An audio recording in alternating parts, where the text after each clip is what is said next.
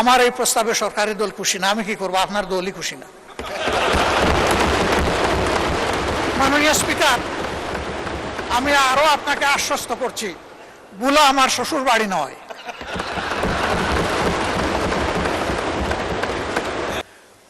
যোগাযোগ মন্ত্রী মহোদয় আছেন, মন খারাপ করবেন না, আপনাকে সাহায্য করার জন্য বলেছি। দক্ষিণ পশ্চিমাঞ্চল, যশোর, খুলনা এবং সাতক্ষীরা, এই তিনটা জেলার বিস্তীর্ণ এলাকা ওয়াটার লকড হয়ে আছে দীর্ঘদিন ধরে। এর কোনো সমাধান নাই। ফলে কৃষক, কৃষি সবকিছু হুমকিতে পড়েছে, এমনকি শিল্পও হুমকিতে পড়েছে।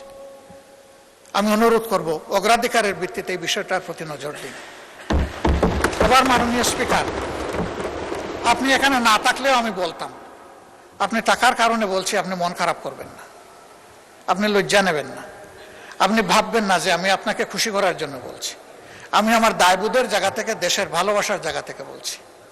ভোলা দেশের সর্বদক্ষিণের জেলা।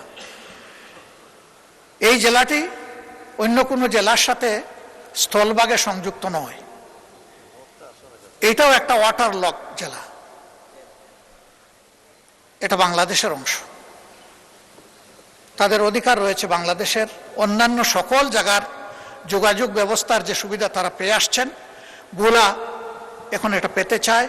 এটা পাওয়া তাদের অধিকার।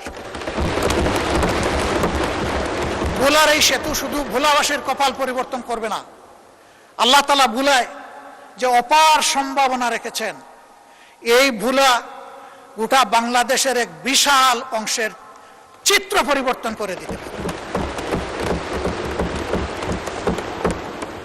এই জন্য আমাদের নিয়ামতের খনি এই ভোলা যেন আর উপেক্ষিত না থাকে। এই ভোলার সেতুটা আসলেই এটি একটা সম্ভাবনার স্বপ্ন। এই সেতু বাস্তবায়ন হোক। আমার এই প্রস্তাবে সরকারি দল খুশি না। আমি কি করব? আপনার দলই খুশি না। ওই তারা তো সেই রকম উষ্ণ অভিনন্দন জানালেন না।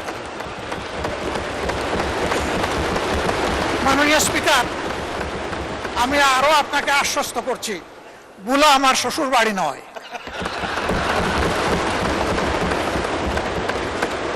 কিন্তু ভোলা বাংলাদেশের অংশ।